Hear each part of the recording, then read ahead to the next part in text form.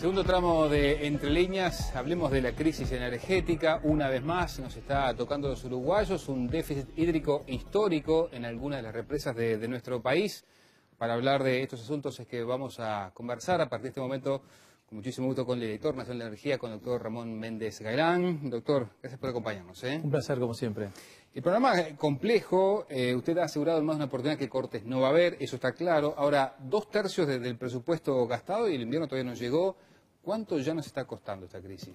A ver, esto es lo usual, es decir, los primeros meses del año suelen ser meses de menos lluvias, suele suceder que en la primavera llueva más que en las otras épocas del año, y por lo tanto es usual que en la primera mitad del año se gaste más de la mitad del dinero en generación que estaba previsto para el año. Estas son las fluctuaciones naturales de una empresa, de un sector como eléctrico, como es el uruguayo, que tenemos esa enorme ventaja de tener tanta cantidad de energía hidráulica y al mismo tiempo la enorme desventaja que significa por sí mismo, que es que uno no sabe cuándo va a tener el agua y por lo tanto no sabe cuándo va a tener esa energía tan barata. No es algo que solo nos preocupe mayormente, porque hoy tenemos otras herramientas también desde el punto de vista financiero, de las tarifas, como para hacer frente a esta situación sin tener que recurrir a los aumentos de tarifas que se recurrían en otros momentos. ¿Igual son opciones más caras o no? Claro, por supuesto. O sea, en el mundo el 83% de la energía eléctrica viene de centrales térmicas. Claro. En Uruguay parece que si se prende una central térmica parece que fuera una noticia, tiene que salir en primera plana de los diarios. Y en general sale en primera plana de los diarios, cuando en realidad no es una noticia. En el mundo la mayoría de la electricidad es térmica. Ahora, claro, nosotros tenemos la ventaja de la energía hidráulica que es más barata cuando está. Y cuando no está, bienvenidos al mundo real. Tenemos que prender las máquinas térmicas. Ahora, ¿y para cuánto tiempo nos queda agua en los embalses? No, agua en los embalses no hay problema. Es decir, agua, justamente lo que se está haciendo ahora es manteniendo agua en los embalses como para estar seguros que si todo sale mal de aquí en adelante, de todas formas existe un respaldo como para poder garantizar el agua. En concreto, el Salto Grande está casi en la mitad de su llenado y la represa El Grueso, que es Rincón del Bonito, también está aproximadamente en la mitad llena, digamos, ¿no? ¿Y estamos muy lejos de consumir la totalidad de ese fondo de estabilización? Sí. Del fondo de estabilización. Sí. A ver, el fondo de estabilización se ha gastado la mitad. Existe todavía otra mitad, pero si no existe lo que ocurrió siempre en este país, que es que cuando el año es más seco que otros y las tarifas empiezan a no alcanzar, se recurre a un préstamo. La UTE es una empresa que recauda 2.000 millones de dólares por año, es decir, puede recurrir perfectamente a un préstamo de 100 millones de dólares, de 50 millones de dólares, porque ¿cómo lo repaga? Y lo repaga el año siguiente, cuando empieza a llover y empieza a salir más cara, a recibir más dinero por tarifas que lo que le cuesta generar la electricidad que vende. En ese momento recupera el dinero y devuelve los préstamos. Eso es algo usual totalmente. Es decir, pero está bien, pero hace un tiempo que no se utilizaba teniendo en cuenta que existía este fondo precisamente. ¿Se está pensando en esa posibilidad que este año tengamos que apelar a préstamos? Por ahora no. Desde el momento en que existe este fondo de estabilización y todavía está la mitad de este fondo de estabilización disponible en caso de que siga necesitándose generar mediante máquinas térmicas, por ahora no es necesario. O sea, yo creo que la situación hoy, más allá de que usted cuando comenzaba hablaba nuevamente de esta situación tan preocupante, crisis energética, etcétera, etcétera, nosotros tenemos una visión muy diferente. Entendemos que hay una preocupación natural de los medios y de la gente, pero creemos que es una preocupación histórica. Es decir, históricamente los uruguayos estamos como muy acostumbrados a mirar para arriba, a ver si llueve, para ver si tenemos o no tenemos electricidad en el invierno. Y yo creo que esta situación nos muestra que tenemos que dejar esa preocupación de lado en Uruguay. Estamos frente a la peor situación hidrológica de toda la historia de Salto Grande. Estamos en una situación dentro de las peores de la historia del Río Negro. Y a pesar de eso, no solo estamos garantizando que se va a poder brindar toda la energía eléctrica a los uruguayos, incluso para el invierno, sino que ni siquiera estamos pensando en subir tarifas. Entonces, lo que nosotros estamos viendo hoy en día es que estamos pasando una prueba de fuego frente a esta situación. Esta prueba de fuego la estamos sorteando adecuadamente. Sí, hoy una tarifa a costo de un mayor gasto fiscal, ¿no? También. Pero el gasto fiscal es un tema contable, no es un gasto fiscal. Es decir, desde el momento en que en la década del 90 un director de la OPP resolvió colocar las cuentas de las empresas públicas consolidadas con las cuentas globales del Estado, en ese momento cualquier gasto de las empresas públicas se consolida dentro del espacio fiscal de todo el gobierno. Y cuando estamos hablando que solamente entre UTE y ANCAP recaudan 6.000 millones de dólares, eso es el 15% del Producto Bruto. Entonces, si en algún momento determinado un costo se va un poquito por encima de lo que estaba previsto dentro del presupuesto, y eso es un 1% del Producto Bruto. Entonces, necesariamente el funcionamiento de las empresas públicas repercute una pequeña modificación en una empresa pública repercute de manera muy significativa con el espacio fiscal. Pero es un tema contable, no es un tema financiero en sí. ¿Cuál ha sido, claro, es muy pronto todavía para evaluarlo, ¿no? Pero ¿entiende usted la receptividad de la gente al plan de ahorro? Ahora, el plan de ahorro muestra justamente cosas novedosas que podemos hacer y muy diferentes a las que se hicieron en el pasado. En el pasado, lo que se pedía, primero, en otros años, recordemos, había corte de luz directamente. Cierto, sí. Luego se zafó de esa situación, se pasaron a los ahorros compulsivos, es decir, obligar a la gente que deje de hacer ciertas cosas. Esta no es la situación en la que estamos ahora es la siguiente. ¿Podemos satisfacer las necesidades de los uruguayos sin ninguna dificultad? Sí, lo podemos hacer. Con dificultades sí, naturalmente, pero se puede hacer. Ahora bien, ¿es conveniente que en este momento que la energía eléctrica es tan cara porque no tenemos agua, que se malgaste? Bueno, nunca es importante nunca es bueno que se malgaste, pero en situaciones como esta, más esfuerzos tenemos que hacer todavía por no malgastar la electricidad. Y por eso es que se planteó este primero doble plan. Por un lado, para el Estado, donde sí se le exige al Estado, a las oficinas públicas, que sean cuidadosos en el uso de la energía en este momento, y a los privados lo que se les ofrece es algo novedoso. Se les dice, a ver, tú no estás obligado a ahorrar, pero si ahorrás, como esta energía que yo te vendo me cuesta muy cara, yo te la devuelvo, te la pago doble ese ahorro y te la devuelvo en la primavera, en que como voy a tener agua, la energía es mucho más barata. Entonces lo que yo te lo devuelvo me sale mucho menos. En definitiva, gana todo el mundo, gana el país, gana la UTE y gana los privados. Yo le preguntaba, ¿han tenido por lo menos una primera aproximación a cómo ha sido la receptividad de la gente a esto?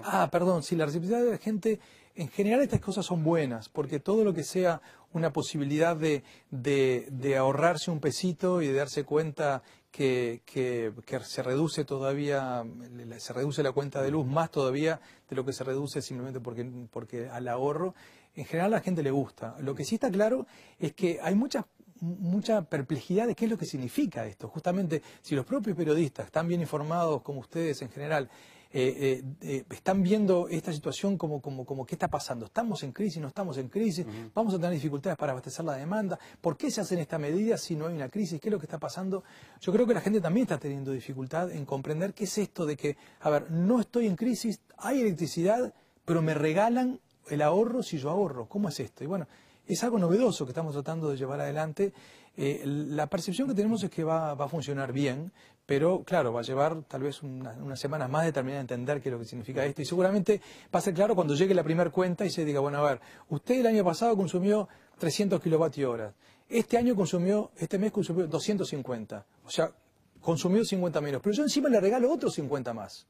Le regalo, no va a tener que pagar 250, tiene que pagar 200, porque yo le regalo otros. Ahí la gente va a empezar a darse cuenta que esto es en serio y que hay algo realmente novedoso. Usted decía, la gente lo está aceptando bien y era una invitación al sector privado. En lo público hay una orden. Yo lo invito, mientras vamos conversando, a ver unas imágenes de algo que pasaba un día feriado, el lunes 21, así estamos viendo las imágenes, alumbrado público encendido, plena luz del día.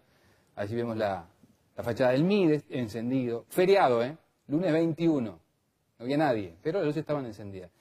Cuando usted ve esto, digamos, supongo que usted como director nacional de energía, ahí vemos, por ejemplo, la torre ejecutiva, presidencia de la República, encendida. Feriado, lunes 21. Obviamente la gente se subleva. Y yo supongo que para usted, director nacional de energía, también ve esto y dice, che, y entonces nos damos el ejemplo. La primera reacción, naturalmente, de molestia, naturalmente. Después uno me han llegado este tipo de imágenes y tenemos una dirección de mail específicamente para que la gente pueda hacer sus quejas y brindar sus opiniones. Cuando vamos a averiguar un poquito, vemos que algunas cosas evidentemente están mal y hay que cambiarlas, y otras que en realidad forman parte de que la realidad no es tan sencilla. Por ejemplo, Presidencia de la República, que nos interesamos mucho por ese tema, por lo emblemático que significa. En primer lugar, hay todo un tema de control automático de las luces del edificio, que hay que hacer todo un cambio de programación para tratar de resolverlo adecuadamente. Por otro lado, hay algunos pisos donde precisan luces especialmente y que trabajan feriado, que era un feriado laborable, dicho sea de paso, estaban trabajando porque es justamente la parte de comunicación del segundo piso que trabaja. Hay otras oficinas que estaban trabajando de todas formas, por más que se trataban de un feriado, había gente trabajando. Pero además hay otra cosa que es importante entender. El decreto lo que plantea le da 10 días a todas las oficinas públicas para que, junto con la Dirección de Energía, diseñe cuál es el plan 10 días, un tiempo relativamente corto, para lograr la meta de ahorro que se autoimpuso el Estado. Todavía no transcurrieron esos 10 días. No quiero lavarme las manos, o sea, porque se podría haber empezado inmediatamente, pero todavía, recién ahora estamos en la etapa en la cual los diferentes organismos públicos están analizando junto con los técnicos de la Dirección de Energía qué pueden hacer en concreto para tratar de alcanzar esa meta. Va a haber, supongo, un cuerpo inspectivo que va a salir a recorrer. Sí, hay una comisión específicamente formada para eso, integrado por la UTE, por nosotros y por URSEA, y que justamente tiene incluso hasta potestad sancionatoria. Recordemos que si se constatan incumplimientos de las metas previstas, se pueden llegar a sanciones a las oficinas públicas. ¿El correo eso está operativo para denunciar? Sí, totalmente. ¿Lo recuerda? Plan de ahorro, todo junto, @dne.miem.gov.uy, es decir, DNE como Dirección Nacional de Energía, MIEM como Ministerio de Industria, Energía y Minería, .gov.uy. ¿La idea es que se incorporen también los grandes consumidores a este plan? Al otro plan, al plan de premio, digamos, no al plan de obligación, sino el plan de premio. Sí. La idea es que nosotros lo que dijimos, a ver, si hay alguna industria, algún gran consumidor donde están haciendo desde hace tiempo medidas de eficiencia energética muy fuertes. Sí, los especialistas dicen que no tienen mucho margen. Es posible, pero si algún industrial le pusimos como condición que no tiene que mandar gente a seguro de paro, porque si disminuye la producción, bueno, claro, naturalmente ahí van a consumir menos. Pero si algún industrial o un gran consumidor, sin mandar gente a seguro de paro, consigue alguna forma de ahorrar energía, bueno, premiémoslo también, ¿por qué no? Naturalmente, igual que las casas de familia. Si alguien consigue ahorrar, aunque sea 1 kWh, premiémoslo, porque es el momento de ahorrar. Acá, en la base, hay tal vez una deficiencia que el crecimiento industrial no iba acompañado de alguna manera con la participación de los privados en la generación de electricidad. A ver, en este momento en el país, al día de hoy, en este periodo de gobierno, Uruguay tiene comprometidos inversiones por 7.000 millones de dólares en infraestructura energética, de las cuales alrededor de 2.400 millones de dólares son las empresas UTE y ANCAP, y el resto, o sea, cerca de más de 4.000 millones de dólares son inversiones en el sector privado. Hay muchísimas inversiones en el sector privado en energía en general.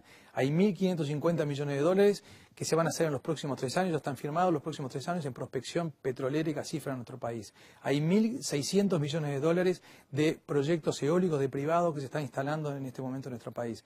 Hay 300 millones de dólares en inversiones en infraestructura para generación mediante biomasa, entre proyectos que están ya realizados y otros que están en proceso de permisos, etcétera. O sea, existe fuertes inversiones estatales, existen fuertes inversiones privadas, lo que existe es un marco en el cual cuando uno piensa a largo plazo puede prever, dejar de correr de atrás, y lo que nos muestra hoy que aún en la situación históricamente peor de nuestras represas, bueno, estamos sorteando esta crisis. Doctor, gracias por acompañarnos esta noche. A las órdenes, como siempre. Amigos, tras la pausa conversamos con uno de los candidatos que tiene el Frente Amplio, la única mujer, la doctora Mónica Saavedra. Enseguida volvemos.